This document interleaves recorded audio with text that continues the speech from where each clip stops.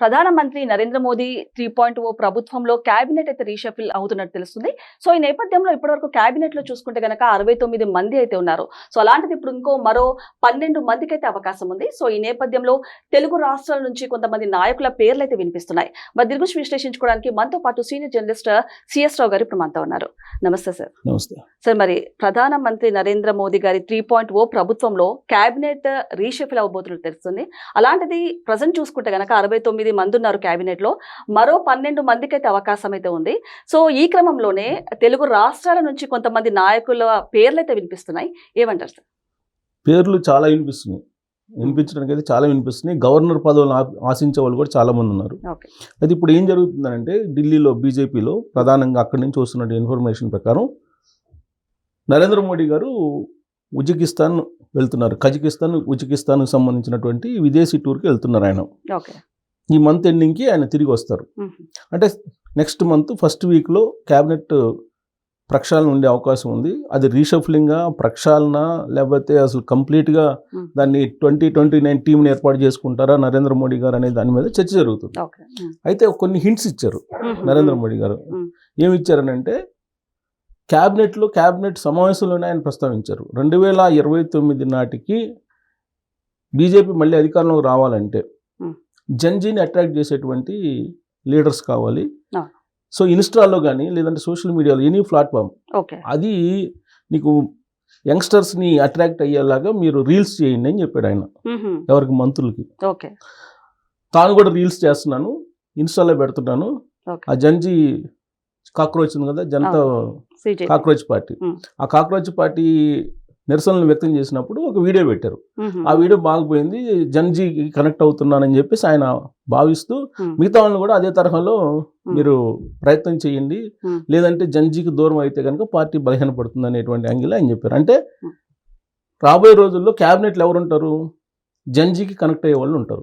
జన్జీకి ఎవరు కనెక్ట్ అవుతారు? 70+ అయితే కనెక్ట్ కాలేరుగా. కాబట్టి యంగ్స్టర్స్కి అవకాశం ఇచ్చే అవకాశం ఉంది అనేది ఆయన ఒక సంకేతం అయితే ఇచ్చారు. మామూలుగా అయితే 69 మంది ప్రజెంట్ ఉన్నారు, ఇంకొక 12 మందిని కూడా తీసుకోవచ్చు, కానీ 69 మంది ఉన్నారు. సో ఈసారి నెక్స్ట్ ఇయర్కి ఎలక్షన్స్ జరగబోతున్నాయి. అవి దాదాపు పంజాబ్, ఉత్తరప్రదేశ్, ఇలా 5-6 రాష్ట్రాలకి ఎలక్షన్స్ జరగబోతున్నాయి. ఆ రాష్ట్రాల్లో ఉండేటువంటి వాళ్ళకి ప్రాధాన్యత ఇవ్వటం అనేది రెండో పాయింట్. మొదటి పాయింట్ యంగ్స్టర్స్కి ఇవ్వటం.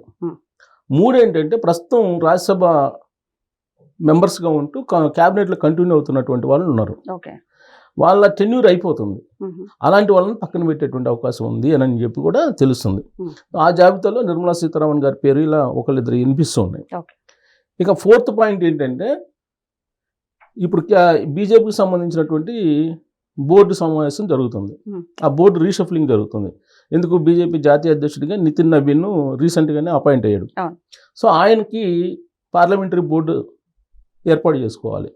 ఈ పార్లమెంటరీ బోర్డులో కొంతమంది ఉండే అవకాశం ఉంది. ఇప్పుడు ఉండేటువంటి సెంట్రల్ మినిస్టర్లో అని అంటున్నారు. దాంట్లో కిషన్ రెడ్డి గారి పేరు కూడా వినిపిస్తుంది. సో పార్లమెంటరీ బోర్డు అనేది, బీజేపీ పార్లమెంటరీ బోర్డు అనేది చాలా హైయెస్ట్ బాడీ బీజేపీకి. అంటే ఎవరు ప్రధానమంత్రి అభ్యర్థిగా ఉండాలి అనేది డిసైడ్ చేసే పవర్ ఉంది దానికి. సో కాబట్టి పార్లమెంటరీ బోర్డు కూడా ప్రక్షాళన జరుగుతుంది. సో ఈ బీజేపీ పార్లమెంటరీ బోర్డు ప్రక్షాళన క్రమంలో ఎవరెవరికి అవకాశం ఉంటుంది.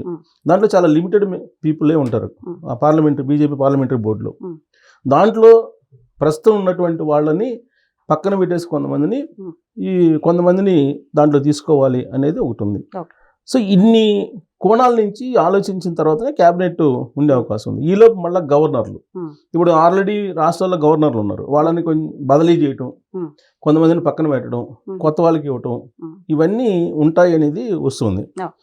అయితే లేటెస్ట్గా ఇప్పుడు వినిపిస్తుంది ఏంటంటే ఉమ్మడి ఆంధ్రప్రదేశ్ సంబంధించి, అంటే తెలంగాణ కానీ ఇటు ఆంధ్రప్రదేశ్ కానీ దీన్ని యూనిట్గా తీసుకుంటే కిరణ్ కుమార్ రెడ్డి గారి పేరు ఏదో వినిపిస్తుందని చెప్పి కొన్ని పేపర్లో వచ్చింది. కానీ బీజేపీ ఎప్పుడు కూడా ఆర్ఎస్ఎస్ బ్యాక్గ్రౌండ్ వాళ్ళకే ప్రాధాన్యత ఇస్తుంటుంది. కిరణ్ కుమార్ రెడ్డి గారి వల్ల బీజేపీకి వచ్చిన ప్రయోజనం అయితే ఇప్పటి వరకు ఏమీ లేదు. ఆయన పోటీ చేసే రాజంపేట ఓడిపోయిన తర్వాత ఆయన ఎక్కడ కనిపించట్లేదు. మాజీ సీఎం ఉమ్మడి ఆంధ్రప్రదేశ్కి, కానీ ఆయన పార్టీ యాక్టివిటీస్ ఎక్కడ కనిపించట్లేదు. పైగా ఈ మధ్య ఒక వివాదాస్పదమైనటువంటి కామెంట్ చేశారు, అభివృద్ధి చేస్తే ఓట్లు వేయరు అని. ఎవరైనా అభివృద్ధి సరే చేస్తే ఓట్లు అభివృద్ధి వేయరు. చేస్తే ఓట్లు వేయరు అని. ఆహా. దానికి ఉదాహరణ ఆయన ఏదో ఆ, ఆ నియోజకవర్గంలో ఎమ్మెల్యేగా ఉన్నప్పుడు ఆయన ఏదో ఒక విలేజ్కి ఏదో డెవలప్మెంట్ చేస్తే ఉమ్. ఆ డెవలప్మెంట్ చేసినందుకు వాళ్ళకి అక్కడ ఉండేటువంటి ఓటర్లో దాదాపు 70% వేయలేదంట ఈయనకి. So okay. కాబట్టి అభివృద్ధి చేసినంత మాత్రాన ఓట్లు వేయరు, ఓకే. గెలుపు ఓటముల్ని నిర్దేశించదు అని చెప్పి కామెంట్ చేసి ఈ మధ్యనే వివాదాస్పదంగా నిలిచాడు ఆయన. ఉమ్, ప్లస్ రాష్ట్రం విడిపోవడానికి కారణం కూడా ఆయనే. ఉమ్, ఉమ్, ఆయన సమైక్యాంధ్ర పార్టీ పెట్టుకున్నాడు విడిపోయిన తర్వాత, ఉమ్, కానీ విడిపోవడానికి సహకరించింది కూడా ఆయనే. ఉమ్, ఉమ్, సో అందువల్ల ఇన్ని డ్రాబ్యాక్స్ ఆయన తోటి క్యారీ అవుతున్నాయి గత కొన్ని రోజుల నుంచి. ఓకే. కాబట్టి ఆయన పేరుని పరిగణలోకి తీసుకొని ఆయనకి గవర్నర్ ఇస్తారు ఉమ్, అనేది కొన్ని పత్రికలు ఇచ్చినటువంటి సమాచారం. ఉమ్. అది ప్రమోటెడ్ న్యూస్ అనమాట. So Okay. ఇన్ని ప్రమోటెడ్ న్యూస్ ఇవన్నీ పక్కన పెడితే ఉమ్. అసలు తెలుగు రాష్ట్రాల్లో ఏం జరుగుతుంది, ఉమ్, ఎవరికి ప్రాధాన్యత ఇచ్చే అవకాశం ఉంది అని అంటే తెలంగాణలో మనకి క్యాబినెట్ ప్రక్షాళన అనగానే మనకి వినిపించే డి అరుణ్ గారి పేరు, అవును. అలాగే లక్ష్మణ్ గారి పేరు, ఆ. ఇలా వినిపిస్తూ ఉన్నాయి. నాగేష్ గారి పేరు. ఈ రకరకాల పేర్లు. Yeah. అయితే ఇక్కడ 70+ పక్కన పెడుతున్నారు. ఉమ్, ఇది ఇవాళ ఢిల్లీ నుంచి వచ్చినటువంటి లేటెస్ట్ ఉమ్, సమాచారం. 70+. ఇప్పుడు డి అరుణ్ గారు తీసుకుంటే 70+ ఉంటాయి. అవును. మరి ఎలా తీసుకుంటారు? ఉమ్, మామూలుగానే బీజేపీ సంస్థాగతంగా తీసుకునేటువంటి నిర్ణయాలు ఏంటంటే 70+ వాళ్ళని పక్కన పెట్టాలని. ఉమ్, ఆ జాబితాలో నరేంద్ర మోడీ గారు కూడా ఉన్నారు, అవును. ఆర్ఎస్ఎస్ చీఫ్ మోహన్ భగవత్ గారు కూడా ఉన్నారు. ఉమ్, ఇప్పుడు వాళ్ళిద్దరిది చర్చ నడుస్తుంది. ఓకే. ఉమ్, అలాంటి సమయంలో 70+ని మళ్ళీ క్యాబినెట్లో తీసుకుంటారంటే తీసుకునే అవకాశం లేదు. ఉమ్, ఉమ్, ఉమ్, సో కాబట్టి ఈసారి యూత్కి అవకాశం ఉంటుంది. అంటే యూత్ అంటే ఏదో యంగ్స్టర్స్ కాదు, 20-30 సంవత్సరాలు కాదు, కానీ Hmm. కనీసం ఒక 55-60 లోపల ఉండేటువంటి వాళ్ళని Hmm.